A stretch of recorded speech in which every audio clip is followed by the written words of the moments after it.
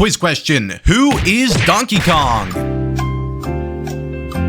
If you answered, a big dumb ape who likes bananas and punching things, you would be Nintendo, who has created an entirely new Donkey Kong game called Super Mario Odyssey 2. Sorry, I read that wrong. Donkey Kong Bananza. This game is 10% Donkey, 90% Kong, and 100% Bananzas. Well, there's also a lot of singing, but more importantly, destruction. Almost all terrain can be smashed, swung, or similarly shattered by our beloved great ape. You can tell that this is kind of important because 3 of the 4 main buttons are mapped to punching up, down, and out. But my monkey's mighty mitts merit moderation, so for the sake of Kong's cracked knuckles, I'm banning X, Y, and B. Is it possible to beat Donkey Kong Bananza without punching? Now, you may be aware that I'm not the first person to ask this question. However, I do have the best answer, and the best overall score. On the day I finished this challenge, I learned that the lovely Hershey926 released a video on the subject, which I've linked in the description, but he was a bit lax with his rules and ended up using over 100 punches during the course of his run.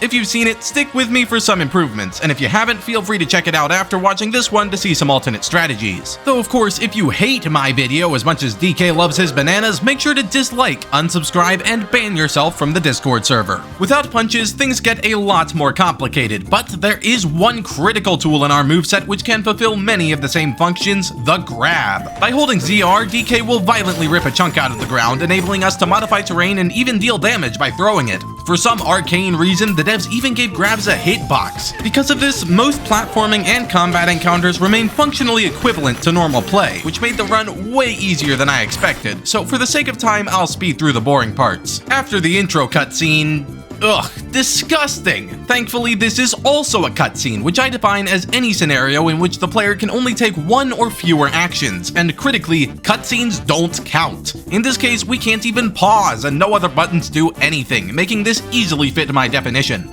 After pressing left on the D-pad a few times, which is where I remapped all the punch buttons for scenarios like this and menu navigation, we could properly start the tutorial. This dive punch platform is easily bypassed by digging through the wall, and after a bit more monkeying around, I triggered an asteroid strike on Ingot Isle. This cutscene ends with another, which forces DK to punch upward despite being encased in stone. But this will be our last triggered cutscene punch of the game. Any future Y, X, or B activations will be definitive challenge failure. The rest of the area attempts to teach us about swinging terrain chunks and punching upwards to climb, but both are trivial to avoid. We pick up Pauline, sing to destroy the Terravoider, and grab a rock monster to death before diving to our doom in a deep dark hole and popping out in the Lagoon layer, a proper first level. This area introduces a few new mechanics like concrete, boom rock, and the skill tree, but mostly isn't an issue. I know what this looks like on the scaffolding, but I am pressing ZR here, so it is legally not a punch. Sorry, I don't make the rules, I only make and interpret and enforce them.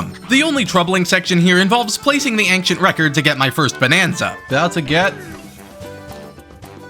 Oh no, it doesn't actually place the record because I'm not pressing Y. So can I not place the ancient record? No, it's literally in there, come on. Arguably, it doesn't count as punching because it's a scripted action, but really? That's not something I've seen. I have not seen it glitch through the floor, so... You know, always good to be discovering some new glitches. I guess I need to redefine my rules a little bit, hypothetically. Not something I was hoping for, though. Come on, just go. Just go. What? It disappeared? It glitched so bad it disappeared? I don't think there's much I can do here. I can't actually place it. I gave up here and accepted my first Y press, but I learned later on that buttons aren't actually required here. By spinning DK around while holding the record, the game will register it as an attack and activate the cutscene, which is what I did for all future record placements. The Kong Bananza tutorial can easily be sped through by grabbing and climbing, and it's a similar story for the rest of the area. We are introduced to the game's main villain, Void Kong, an explicit warning to never combine Bowser Jr. with a Furby. And to make short work of the first boss, Pika Bruiser, who must have taken a wrong turn from Inkopolis to end up here. Now it's time to dive to the next level, which is really boring without down punches, but I'll manage. Hilltop layer is no trouble. The only thing in danger was my mental health after getting scammed by some construction fractones. Only 3,000 gold. How generous of them. And they already had everything set up to do that? That was just a grift. I see how it is, fractones. They are not to be trusted. Next up is the canyon layer, which is similarly trivial. Just grab Grumpy Kong and eliminate Mad Mixer. The only slightly tough part is climbing up these muddy, rotating walls, because DK DK won't consistently grab material above him, and the final boss of the area is yet another pushover. The next layer, the Divide, allows us to choose our path, so I took the Forest since I'm most familiar with it. And when I say I'm most familiar with it, what I actually mean is that as of recording this, I still have not played the other one. After almost getting soft blocked by an optional blast barrel, activate the barrel please, I can teleport here, crisis avoided, I headed to the hotel, used my new spinning strat to plonk down the record, and obtained the Ostrich Bonanza, granting the incredible power of fluttering a little bit. The next sub-layer wanted me to use a ground pound button to blast open the boss fight, but digging through the thorns by throwing chunks of terrain works just as well. The Abracadabra fell easily, and I celebrated with an appropriately themed fruit. This feels like it deserves a snack. I am eating the void. Wow, this is incredibly slow. An easy ostrich jump in the junction let me skip the freezer layer, and the battle with Void Kong that followed was nothing more than a tame goose chase. Up next is the resort layer, which may as well be a vacation. I was a little worried about hitting this switch, but digging through to the center of the melon is a perfectly functional solution. Now the storm has arrived. Upon entering the Tempest layer, we are greeted by the Elephant Elder, but unable to access the ancient record before defeating a mini-boss. But after sending the Blusterwing blubbering, we are met with a truly terrifying sight. Wind. The game makes it clear that we are meant to down punch through the gale, and anything without that ability is spat right back out. I tried every move I had access to over the next half hour, but spinning around while carrying chunks of rock made zero difference, and the obvious solution of digging past is blocked by indestructible metal. So it's time to pull out my secret weapon, two-player mode. By connecting another controller, Pauline can yell powerful exclamations which are also able to destroy terrain. But as I shouted into the heartless void, the void threw my words right back at me. I even tried clearing out a giant chunk of the surrounding lava pool to see if there was a way to glitch past the punch, to no avail, and the death barrier is far too high up to pull some shenanigans from the outside in. As much as it pains me, I must announce with great sadness that it is not possible to beat Donkey Kong Bananza without ever punching. That's not where this story ends though, because I'm obviously going to find the minimum after once again blasting the Blusterwing. You have to be kidding me! More wind to punch through, and a third time to even reach the final arena. At this point, you may have guessed how the fight ends. No! Wait, let me out! Don't make me dive punch again! What about shouting as Pauline? That's not doing anything. It looks like it's just waiting for me to punch, as long as that takes. Can I drop infinite eggs? I don't think the eggs are falling, though. I think this is punch number 4, sadly. Here goes. Those tormenting torrents bring our total punch counter up to 4, but with some luck, that's where it will stay. At least my brand new Elephant Bonanza made short work of the following landfill layer, with only a recycled boss at the end. Up next is yet another intermission, and beating Diddy and Dixie in the Ramby Rumble requires no violence. I don't even know if it's possible to punch atop my Rhino. The Radiance layer shines a light upon the Snake Bonanza, but even though we can't use its time-slow glare ability, extra jump height is more than enough to carry me through. Poppy Kong might be invisible, but that extra fragrance lets me sniff her out to subdue with rolls, throws, and grabs. Grumpy Kong still has not learned to build a useful machine, which quickly falls before my monkey's might. Unfortunately, the game thinks I've had it too easy, and Pauline is now swallowed by a giant teleporting eel, forcing us to complete the groove layer without my bonanzas. Digging a path for the beat is annoying, but ultimately possible. It's only when we create an absolute banger to resummon the eel that I'm faced with yet another impossible choice. Oh no, I forgot about this. No, I can't make them fall fast enough unless I punch them. Why? Why does it have to be like this? At least in the Tempest layer, there were some ideas I had. I wasted half an hour trying them, but I had ideas. I am going to hold down the D-pad. I will hold it down the entire time, so it is only a singular punch.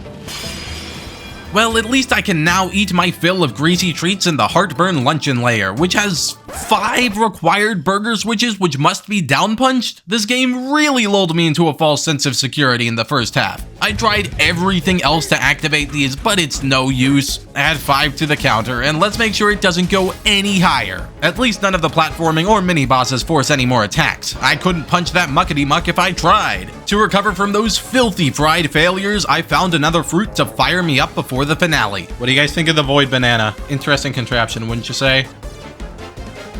It tastes like a normal banana. The forbidden layer may be uninviting, but I refuse to pay thousands of gold when I can simply glide through in ostrich form. Those fractones can find someone else to scam. At long last, I've reached the final fight with Void Kong, and we do a terrible job finishing him off because Void's arms still work well enough to fire a laser, forcing Pauline to save Donkey Kong. And just like the last time I sang a song, my giant crocodile nemesis emerged from his ancient slumber. This is why I don't do karaoke anymore. Now we must chase King K. Rool to the planet core, fighting all his Kremling minions along the way. These arenas are mostly basic combat challenges we've overcome 100 times, but this giant area filled with thorns presents a more complex barrier. We're meant to ground pound these buttons to destroy large swathes, which is obviously not an option, but it's totally possible to just glide around the entire thing. Ostrich for the win! Turf surfing across the later thorny area was a lot slower without the punch button to speed things up, though. Before we can reach the ultimate arena, one more ugly obstacle blocks my path. Charge punching this metal ball with the Kong Bananza is meant to tutorialize the same action during the upcoming boss fight, and I can't ride the minecart over there until it's out of the way. But I refuse to use yet another punch to clear my path. All I need to do is find some other way to reach the boss arena, no matter how extreme. And after experimenting with various jumps for a little while, I realized something crucial. I still had skill points left to spend. I saw the ending area just there. I need so much more height than I actually have. Do I just have to suck it up? An 11th punch at the end? Let's see, are there any upgrades I can do? I guess I could get the mid-air charge jump, potentially. That might help. And I guess I'll take this too. So it gives me a better glide angle. This is about as good as I could possibly hope for. Charge jump 1, charge jump 2. This definitely feels like a better glide. Oh, yes. That's actually close. I'm actually getting close. Oh, is that it? No. I almost grabbed it. I almost grabbed the gold. It's possible. It's possible to skip the punch. Snake me up. Okay, there we go. Got the switch, and now we're gliding.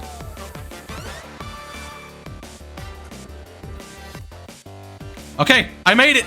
I'm actually here somehow. K. Rool's first phase was trivial compared to what's up next. I began by rolling and grabbing with the Kong Bananza, but this killer croc leaps around so often that following him for manual damage would take way too long. I soon learned that by sucking up all the rotten banana goop with my infinite elephant powers, I could hurl trunk chunks from relative safety to whittle down that chonky health bar, knocking him out and claiming that Banandium root wish for ourselves. Or so you might think, but this Crocodile King's jetpack is somehow even more powerful than the magical MacGuffin we've been after all game, so he chases us up to New Donk City despite taking many an explosive banana chunk to the teeth. What follows is a final platforming section, which, while finicky and annoying without any punches, remains entirely possible.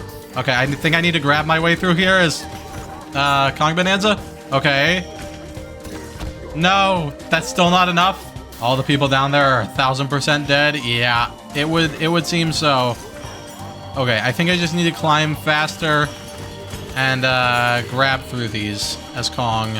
Do not make me punch this, I swear. What?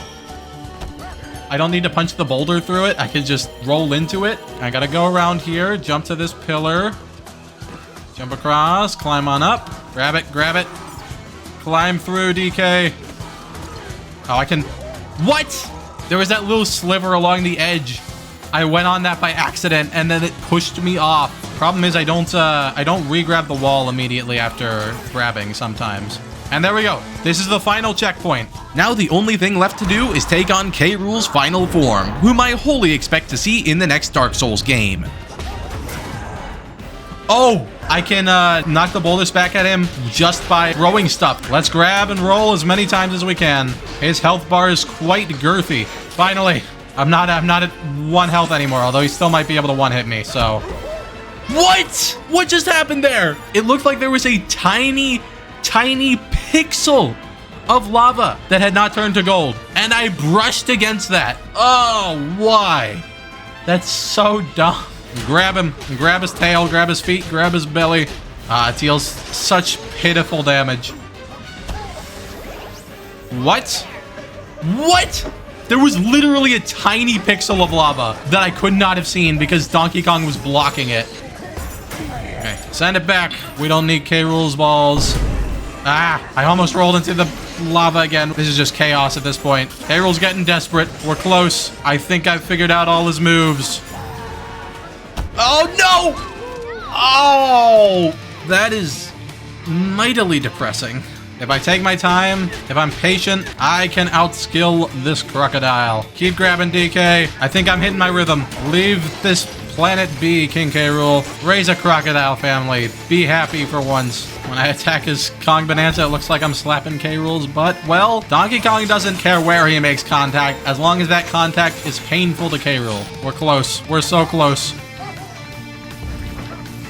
No! Wait. No, you gotta be kidding me. Oh, come on. I thought since I destroyed that ball, there wouldn't be any lava coming from there, but of course there was anyway. He just pops out of the ground. He can travel in his muck now. He literally has one sliver left. Is that it? Okay, that's it. Finally. And I am now either the first or the second person to ever beat Donkey Kong Bananza with the absolute minimum number of punches. We've beaten Donkey Kong Bananza with exactly 10 punches. 11 if you count that time in Resort Layer when I tried to switch Bananzas and forgot that I had remapped the button. I will grab my way to it. I think I just punched by accident. Either way, that's a definitive record. Short of any full layer skips, I highly doubt that this score will be improved in the future, but we can always dream. Thanks for coming with me on this journey, and if you're looking for some more crazy Switch 2 challenges, click right here to learn whether it's possible to beat Mario Kart World without items or any of the fancy new movement techniques. Also like, subscribe, comment, all that jazz. Unless you don't want to. That's totally fine. Special thanks to all my amazing Alzheimer members, MC Crazy, Via, NSFW Paper Mario, Gina Ragnos, True Gamer 1127, Blue Blur, Fertilinio, Turfy Apple 2, Titan X21, Nathan, Electrofox, and General Rise 8708 for supporting me and my channel.